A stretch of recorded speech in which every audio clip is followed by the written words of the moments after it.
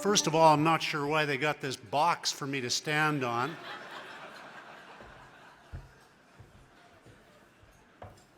That might have been for Jay, but it certainly wasn't for me. Thank you, Jay. Thanks so much. Ladies and gentlemen, first of all, this is an incredible honor. It's got a sense of unreality about it for me. A kid who grows up, at the end of the bus route, first on in the morning and last off, becomes Premier of Manitoba. It's pretty unbelievable. But it's amazing to be here with you in this incredible facility, with this incredible opportunity to make things better together. And I thank you all, and I know you want to thank the Winnipeg Chamber of Commerce, their staff, our sponsors, and everyone who's involved in the planning and execution of this event today.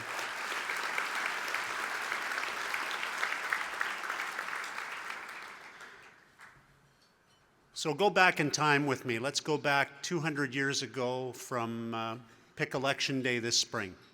200 years ago, a young man is canoeing down the Assiniboine River in the direction of the Forks. It's a nice spring morning, sun's shining, river's flowing in his direction. He's carrying a precious load of furs in his canoe, and he's filled with optimism and hope, the opportunities for a better life for himself, for his family. He's carrying those too. He's looking for trade. Upper Fort Garry's the destination, and he's filled with the rhythm of the paddle on the water and the sun on his skin. And he loses his concentration and he heads out into the Red River. Missed his turn. A bigger body of water, faster flowing, deep, dangerous. And he's getting swept further and further away from his goal. It's taking him away in the wrong direction. And he knows he has to act, and he has to act quickly, but he has to be careful, because to act too quickly is to jeopardize the cargo and himself and all those hopes that he's carrying. He has to find a proper course to a safer shore. So do we. This is our challenge. This is the challenge we'll face together. This is the challenge of the new Manitoba. Building it won't be easy, but then again, people in this room never undertook a task because it was easy. They undertook it because it was important. And that's exactly what we're going to do together. So there are 3 steps to correcting and finding a new direction. First of all, we have to see the dangers inherent in not acting. That young man had to take action with the paddle in his hand, and he had to do it quickly.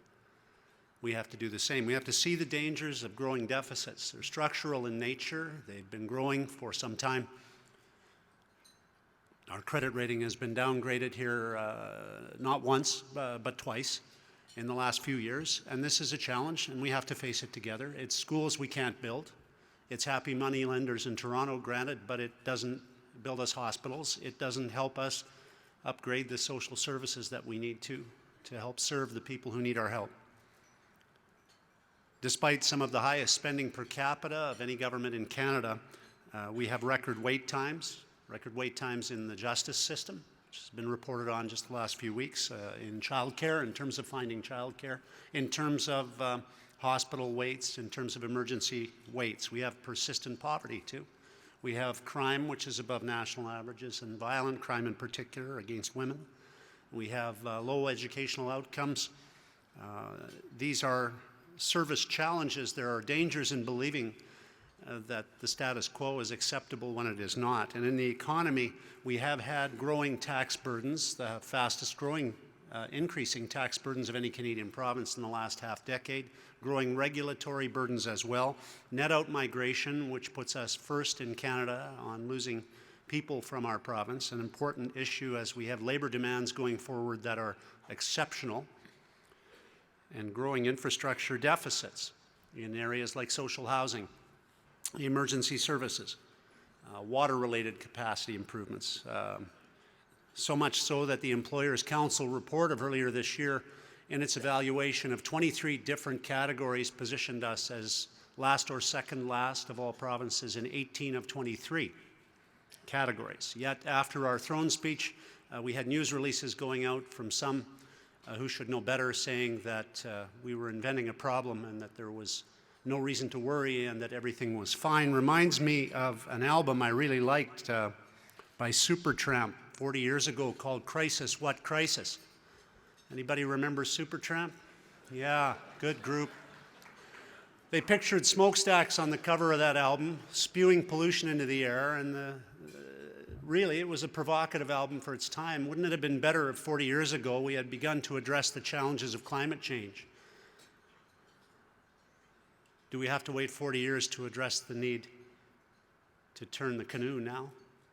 Surely not. Crisis, what crisis? That we can't just spend more. We can't just tax more. We can't run larger deficits. I just had the great privilege of meeting with some wonderful young people, and I'm going to ask those young people to stand and be acknowledged by everyone here because they're our future, and where are you sitting? Please stand up and be acknowledged. Where are you sitting?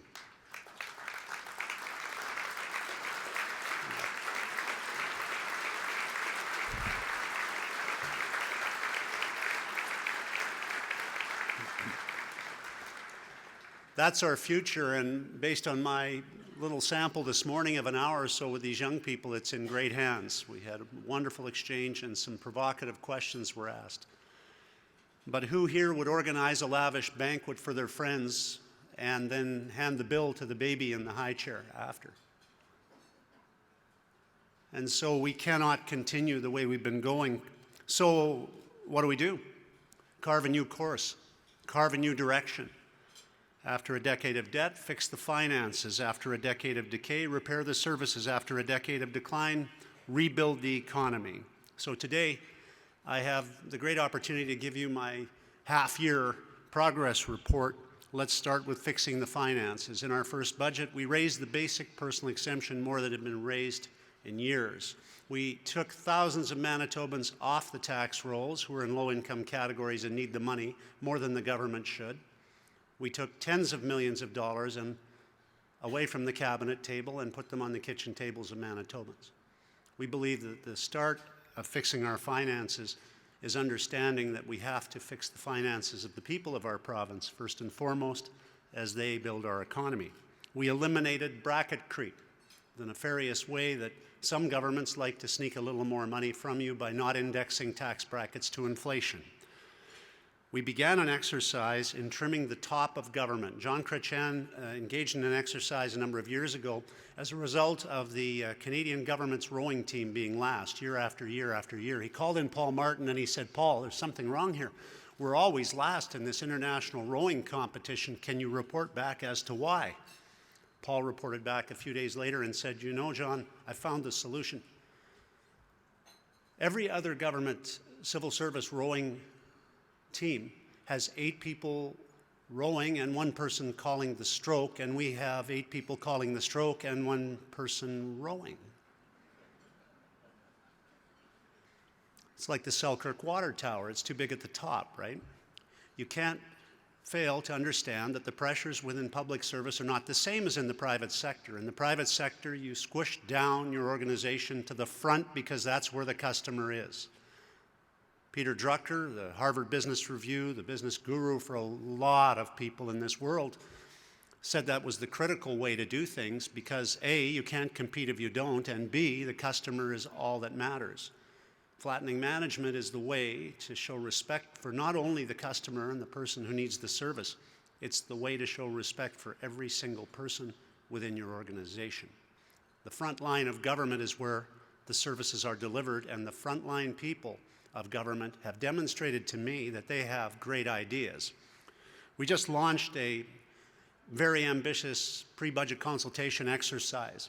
We reached out to Manitobans. We have had so far over 22,000 Manitobans participate and give us their ideas, including thousands of frontline civil servants. And I'm telling you that New York phone book that I've been going through with my colleagues has a lot of really good ideas. And that doesn't surprise anybody in small or medium enterprises because you know where the best ideas in your organization come from.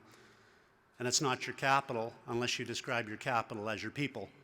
It's your people. Let's thank our frontline workers and all the employees we have in our businesses because it's them that make those organizations grow.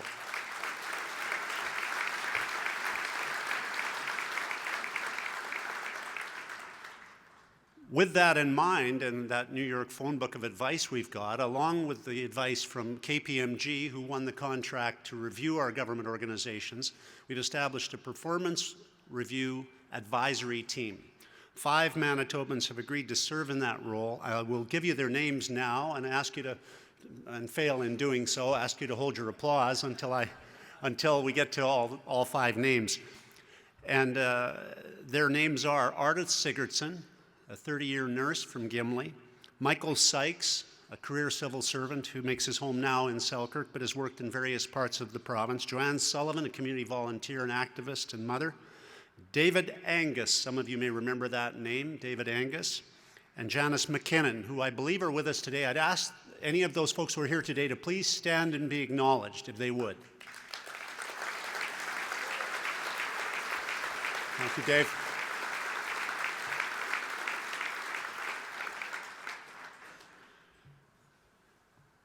So, we begin the process of fixing the finances, but we must remember to walk and chew gum at the same time. We have to repair the services as well, and we can't wait until the finances are fixed to do that, surely. So what's the first step in doing so? Well, knocking down silos that have been allowed to exist for far too long within our organization, getting departments to cooperate, to share information. The first step in that initiative was to introduce a Vulnerable Children's Act. Too many children in Manitoba who went into apprehension situations then had to share their information again when they were apprehended subsequently by another arm of the government. This information needs to be shared, not just so civil servants can work more effectively together to heal, to nurture, and to grow the people that they want to serve, but so that the young people of our province don't have to share their stories of abuse again and again. This is just common sense to most of you here, but it wasn't the way things were being done.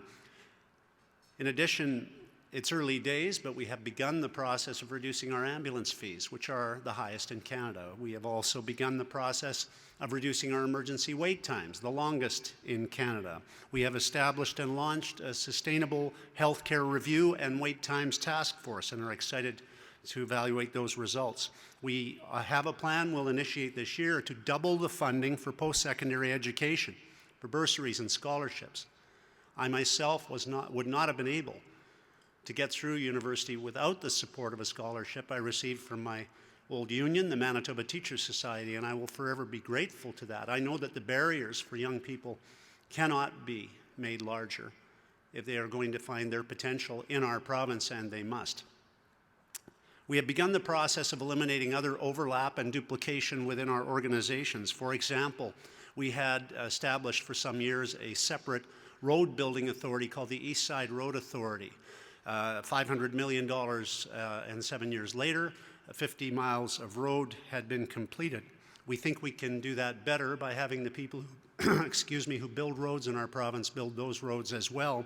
And we've reached out to every community and every community chief and council and are establishing strong working relationships with all. We have been working with the public sector unions to reduce the number of bargaining units. One of the recommendations that came from civil servants in our consultation exercise was that there are too many bargaining units. Did you know that in Saskatchewan, Alberta, and British Columbia combined, there are less than 20 bargaining units, and in our healthcare system alone in Manitoba, there are 169. Less time on bargaining and more time on caring can mean better services to the front line of our province. I need the help. I need all hands on deck. I need our union bosses to understand that this is a positive endeavor that will help their own people to deliver services and help their own people to have more fun in the workplace. In addition, another example would be compassionate leave. There are 47 different bereavement provisions alone in those 169 agreements. Can you imagine trying to administer that? Your uncle passes on and you want to go to the funeral, but your wife can't go. She's under a different bereavement provision. Surely we can work together to make these systems simpler and more effective to benefit the people who work on our front lines. I believe we can, and I'm asking for our union leaders to help me in that endeavor. In terms of our provincial nominee program, I've been promoting immigration. I started long before I became involved with our chamber. And Manitoba's Chambers of Commerce deserve tremendous credit for promoting and advancing the cause of bringing more people from around the world here to Manitoba. It's tremendously important, and the program that we established under Gary Filmon's leadership in the 1990s, the provincial nominee program, has been an essential part of that. But it isn't perfect, and it can be made to work better. And it can be made to work better by doing a better job of linking appropriate training and skills development with the people who come here so they land on their feet and can get to work. Instead of being underemployed, they can be employed meaningfully more readily. We also have an average wait time that is close to half a decade for that program. We'll eliminate that wait time by April of 2017 so that people who have hopes don't see them smashed or dispelled or belatedly dealt with. Rather, they get the services and the opportunities that they need and deserve. I had the great privilege of meeting a number of refugee children the other day. We had the Light Up the Ledge ceremony, and it's the most empowering thing, you know. There's nothing like looking into the eyes of a 5-year-old who's endured tremendous hardships and has come to Manitoba with hope. There's nothing that motivates me more than seeing young people light up and appreciate the opportunities our province has to offer. And one of the workers there said, "You must meet this young man. He's from Somalia. You may have heard of him. He swam the Red River to get to our country. He swam across at Emerson." Did any of you hear this story?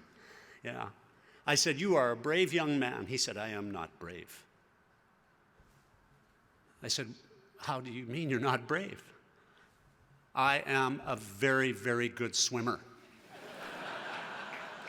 He says, looks at me and he says, "And no crocodiles in the Red River." Huh? People come here from all over the world. They come here because they have hope for a better life, and we must make sure this is the home of hope. How are we going to rebuild the economy? Well, it starts by understanding what teams can do. And this is funny to say to a group of Manitobans, but we all understand that individual accomplishment is possible and wonderful when it happens, but when you form a team, oh my goodness, what can you accomplish? It's incredible. And I wanted to say, and it's an historic thing, we just had our caucus Christmas party last night. We realized it was the largest gathering of MLAs from one political persuasion in a home in the history of Manitoba. That's pretty cool. But it is a neat thing. But I also think there's another thing, and I'm endeavoring to do this. I've reached out with our pre-budget consultation. I have other endeavors in mind where we can reach out to all, across party lines. We need all of us. When I say all hands on deck, I'm not talking all conservative hands, all liberal hands. I mean all hands. And we've reached out. And I just wanted to say, this is the largest crop of new MLAs in the history of Manitoba. And that's tremendous. There's opportunity with that. And I would like all the MLAs who are with us, regardless of political party, all, whether they returned by election or they just got into the Legislative Assembly, to stand and to be acknowledged by you for their efforts. Would you please stand, all of you?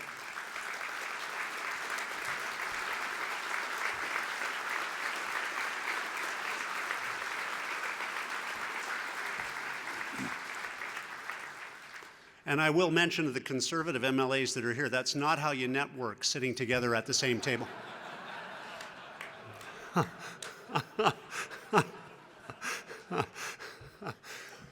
I'm a believer in teams, and I've had the great privilege in my life of helping build some, and in business and in sport and now in politics. And I tell you, it's my greatest satisfaction is seeing what an organization or a volunteer group or a sports group, young athletes, old athletes, doesn't matter, can do when they form a team. And so we're forming teams. We've formed teams, for example, earlier this week to reduce regulatory time wasting, a red tape committee in partnership and motivated by chambers of commerce, who will be partners with us in helping achieve results. The most ambitious red tape committee in the history of our province. I'm very proud of those folks, and I thank them for their agreement, the members of that committee, for their agreeing to be serving on it. I also want to say that with respect to teams, we need to do a better job of attracting capital to our province. Our investment climate can be made better, certainly, but the promotion of such is also important, as it is with tourism. Analogous, we have a great product, Many people have great products, but failing to promote them effectively means that they languish on shelves or aren't able to be used by customers. We have to promote our products. We need teams to promote tourism. We need teams to coordinate infrastructure renewal. So we renew our infrastructure intelligently and strategically and effectively, not based on partisan goals, based on return on investment, the logical and defensible way to manage resources. We've formed partnerships with chambers, business associations, with the Manitoba Heavy, with the Association of Manitoba Municipalities already, and with chiefs and councils across and around the province, the Métis community, because we want to reach out and build relationships of trust and mutual benefit. What a strange concept to speak about in front of a bunch of small business people. That's how you build your businesses, exactly, isn't it? That's how you find your potential, by finding the way that you can best help the customer. In our case, it is no different. Teams for Trade, we've joined the New West Partnership. I think it's a wonderful thing.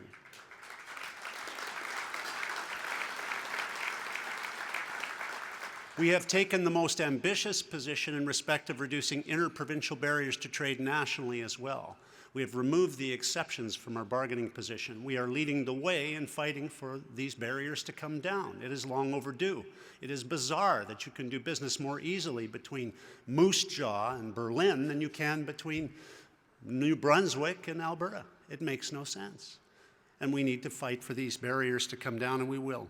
And we form teams to invest in and focus on our north, an undeveloped gem. The Golden Boy faces north for a reason, and we're looking for the reason, and we know a lot of the potentialities that exist, but it's forming those teams to discover them that is critical.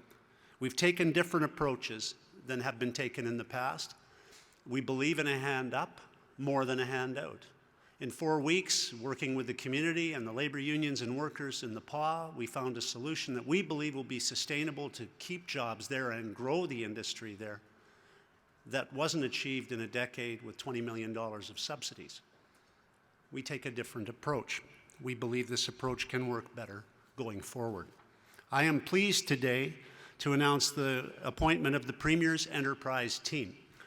This is an all-star advisory panel of entrepreneurs and innovators that will provide advice and recommendations for job creation, economic development across our province. We have a number of special projects already that we have identified, and we will be looking for more. And I again would ask you to hold your applause till the end, and I will read you the names, and some of these names may be familiar to you.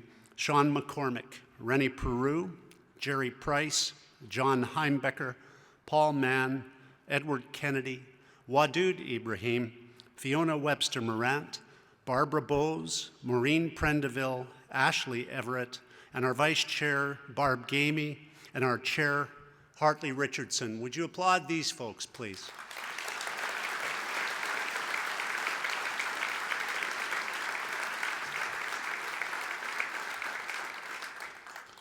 Our heritage, and it's a proud heritage, is to be the real home of hope for people throughout our history. Long before we became a province, when the first Indigenous people made their homes here, they made their homes here on the basis of hope for a better future. And as we've continued throughout history, we have provided that hope for those who come here from all over the world and for those who are born and raised here as well. We must continue to focus on providing that hope, because the third step in our plan, it's not enough to fix the finances or repair the services, is to find the safer shore. And finding that safer shore, for me, will continue this afternoon with our first Premier's Enterprise Team, and then getting on a plane and going to the First Minister's meeting, where on the agenda will be climate change, and of course that's an important agenda item. But on the unofficial agenda will be healthcare. Healthcare, because we need a sustainable partnership with the federal government on support of healthcare, and we do not have one at this time, and it's critical that we do. Every study shows that reducing support growth by 2-3% level, or the rate of economic growth, is not going to result in sustainable healthcare going forward. Every single study. C.D. Howe, Fraser Institute, Conference Board, Parliamentary Budget Office, David Dodge released a report a couple of years ago that said that with technology and with the aging demographic, and we have the compounding challenges of chronic disease problems, especially among many of our Indigenous population, and we must not deny the treatment and the comfort of any of our people. But David Dodge's conclusion was that with the federal government commitment dropping, future costs for health care would fall 10 out of $11 over the next 20 years on provincial treasuries. Unless you want provincial governments across Canada to do nothing but run health care and pay off, well, interest on past over expenditure, we've got to fight for change here. This is not appropriate. We need a partnership with the federal government. I'll be fighting for that in the next 48 hours, and that fight will not stop. In the new year, we'll launch our Made in Manitoba Green Plan. We will continue with our open dialogue on public sector issues. In particular, it's important in our province, given that 3 out of 4 of your tax dollars go to pay wages and benefits. It is also critical in our upcoming budget, and we will focus on this, that we protect those frontline services. But we must also hold the line on our tax increases. We're long past the point where putting $1 in someone's pocket and then taking a toonie out of the other pocket was the way to go. We have a different approach here. We are going to address the financial burden on our low-income families and those living in poverty. We have a number of very, very caring people in this province and in this room. And we have social challenges that will not be solved by governments being delegated to. Rather, they will be solved by the establishment of real partnerships. Things like social impact bonds. Social innovation can create solutions that governments miss. We need partnerships like that, and we should be leading the country in finding and addressing the social challenges we face, not following others, leading the country. In terms of venture capital, trade, tourism, I alluded to them earlier, there are tremendous opportunities for our province. We will monitor the progress on the inquiry into missing and murdered Indigenous women and girls, but we will also act on the previous advice and research that we have the benefit of. We cannot wait for an inquiry to find solutions when we have already paid millions of dollars for good advice that we should be taking. Reconciliation matters. As a person who grew up on the border with Long Plain First Nation and who understands very well that our future lies together, not separately, I believe in reconciliation, and I applaud Murray Sinclair and his people for the tremendous work they did in the committee and the report that they produced. It's symbolic, I suppose, but I'm going to embark on a little venture next year, and I know I have the support of the current national chief in this. I expect he'll want to take part. But we're going to be biking from the former site of the Peguis community, just northeast of Selkirk. I think some of you would know it. Remembering that the Selkirk settlers couldn't have survived without the help of those folks and others. I think that thank you is a lot better than blame placing. I'll be biking to the new site of Peguis with letters from organizations, and I encourage your organizations, associations, companies, if you wish to say thank you and to work towards establishing a better relationship of mutual respect and appreciation, I encourage you to be part of that supportive effort. I think we need to send a message in Manitoba that we understand where our future lies, and it lies arm in arm with one another, not separately.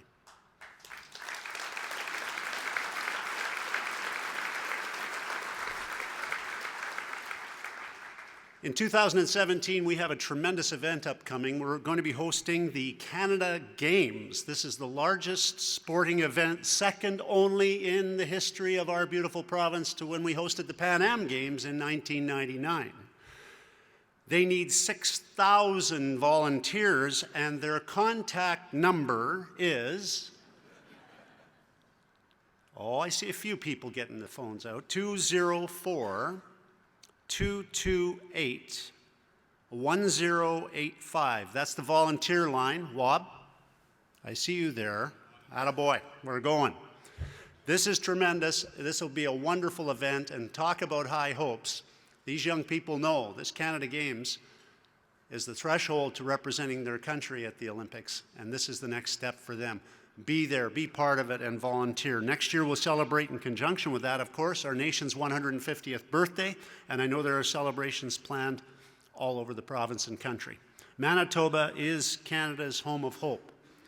So it was alluded to, but I'm not an athlete by any measure at all now, but I once, pretended to be. And I decided that I wanted to give something back, and I want to share with you in conclusion what happened. We needed to start a team in my hometown of Portage-la-Prairie. I wanted to do it before I was not able to give back as a player, and so I went home and we put together a ball team. None of the boys had ever played above C-ball before, and it was a challenge, but we started practices early and we were getting better. We knew the way to get better was to compete, and we were ready to compete. We knew we had to compete, though, against the best. I encourage this behavior in Americans like the President Donald Trump. Don't be afraid of competing by shutting down your border. I mean, we're ready to compete with you. Don't be afraid of NAFTA. Don't be afraid of trade. We weren't afraid to compete. We entered a qualifying tournament in Saskatoon to go to the World Championships. The best teams in the world at that time, in my estimation, were in the Great Plains of the United States and in Western Canada. And we went to Saskatoon, walked out in that field with a bunch of green players, and we won our first game. We were pretty proud. And we won 4 more, and we made it to the final, and we lost. We lost in the final. We came back home on that bus, but none of us were ashamed or embarrassed because we had done our best. We had tried hard, and we were proud. It's the trying. And so 2 weeks later, it was with amazement that I got a phone call. The organizer of the World Championships had called and said, we had a team back out. And since you were runner-up in one of the tougher zones in the world, your team is invited. Wow. I called the guys, we got a bus rented, and 10 days later, we're on the road to Decatur, Illinois, to play in the World Championships. And we're playing in a tournament with the best teams in the world, from all over the world. And we're playing in the first game. And they've seeded 64 teams according to their likelihood of winning the tournament. And we are seeded 64th. And so we are given the honor of playing the first place team, the first ranked team in the world. And they just happen to be, well, you guessed it, Decatur, Illinois. And so in front of 7,500 screaming fastball fans, we go out on the diamond, and I thought I was prepared. I thought I'd played for years at a high level. I'd played in a dozen men's national championships here in Canada. I thought I was a seasoned veteran. I walked out on that diamond, and they played the national anthem, and I wept.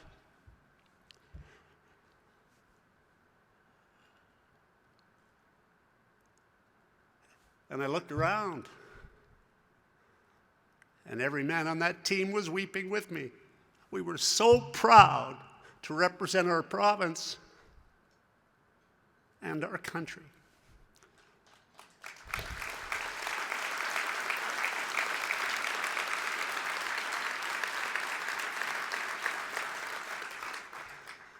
And the game began, and they made a big mistake. And we beat them. And the audience stood, and to a person, they gave us a standing ovation at the end of the game because, ladies and gentlemen, they knew what you must know now. Never underestimate a Canadian, and never underestimate a Manitoban, ever.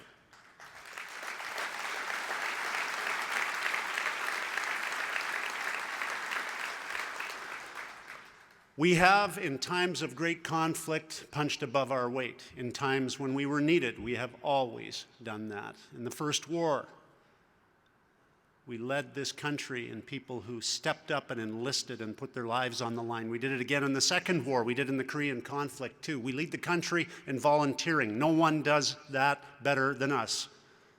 We lead the country in supporting charitable causes. We are number one in giving and in giving back. So when I talk about teams and supporting worthy causes, I don't know a more worthy cause than turning that canoe.